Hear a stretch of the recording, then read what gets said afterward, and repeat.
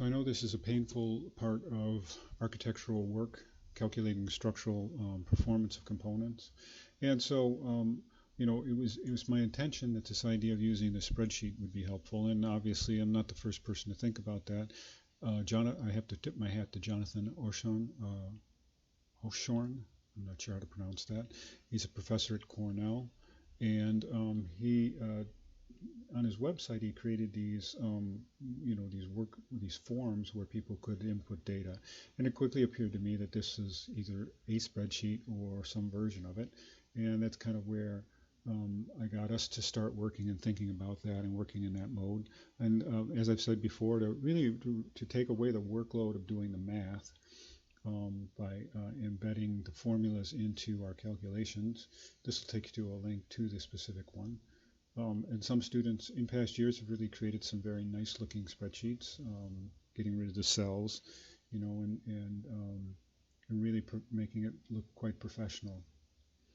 We have a lot of resources available coming on board that are just available over the internet on the web. This is a link to a site that will help you calculate the section properties, the moment of inertia for sections that you might create custom. And obviously that's used then in the formula to calculate your deflections. And this is hyperlinked. This is for known materials. In this case, this is hollow structural sections. This is the old chart that they had. This is hyperlinked. This will take you to the section properties for all kinds of steel tubes, round and rectangular, and give you the necessary section properties so that you can calculate deflection again. I'm pointing you to these. They're available to you. I don't know how deep you would want to dive into these, but to realize this data is available, I think is just an empowerment in and of itself. One of the more important tools that we have at our disposal now is this online calculator, webstructural.com.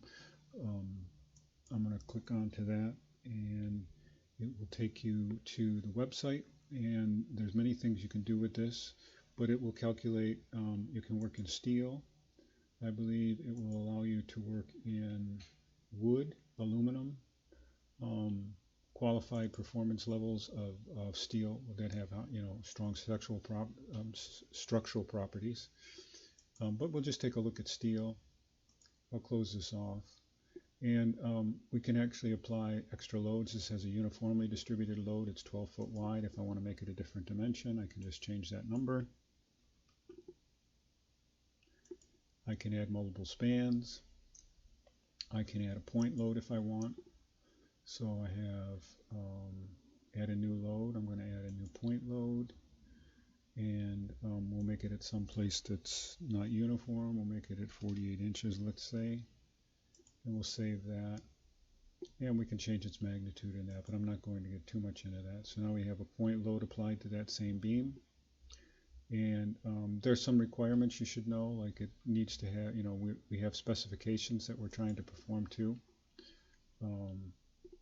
Basic design standards, and then qualified standards for the type of engineering purposes that you might be using it for.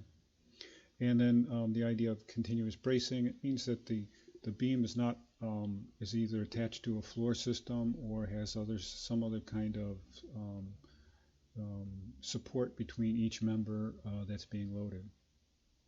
So anyway, once you've created all of this up, you can click the button Calculate and scroll down here, and then you'll find out if it is actually, in this case it failed, all right, and it failed in deflection, which is typically how a beam will fail, and it failed at the deflection limit, which I believe was set at L over 210. And so in fact what we need to do then is strengthen this up so we can play around a little bit and experiment. So that was an 8 by let me see if I can move this chart over. I can't. This was an 8 by 15 pound beam. So let's go ahead and let's pick a little heavier beam. We'll add a little bit of steel to it. Let's do it a little bit more than that. let's go ahead and then I'll go calculate it. And it still tends to be failing. So what I think is that instead of adding more heft to that beam, I'm going to go ahead now and pick a deeper beam, but I'm going to use less metal in it. So it's going to be 12 pounds per foot. So we'll select that and we'll test it.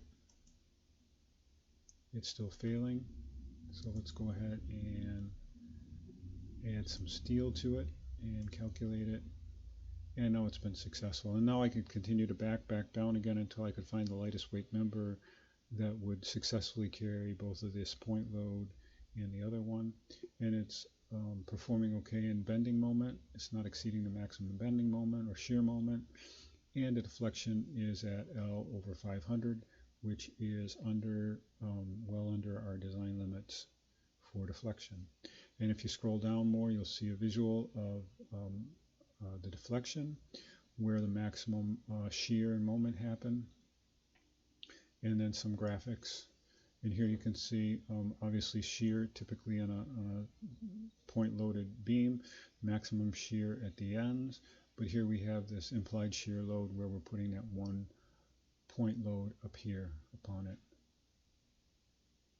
and then maximum moment, and then conforming to the standards for dead and live load safety factors, so to speak.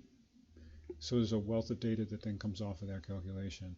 But now we know that if we use this size steel with this type of load over that span, we will get an approvable performing structural member. So I think this is a really powerful tool to be aware of.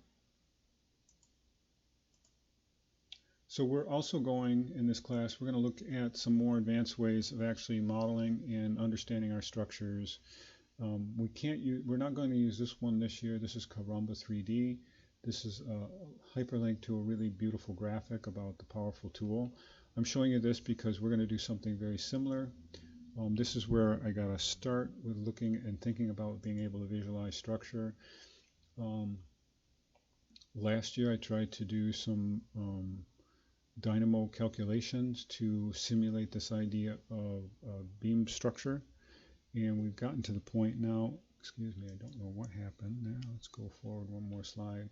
One of our last labs I don't know exactly when it's falling, we're actually going to make a truss and use a what's called DynaShape in order to look at the loads that get applied. So we can put a uniformly distributed load, which I'm showing you here, support this truss in a couple of places, and then get a visualization about how it's going to deflect and how much, whether it's in tension or compression. In this case, the green is compression, the red is tension.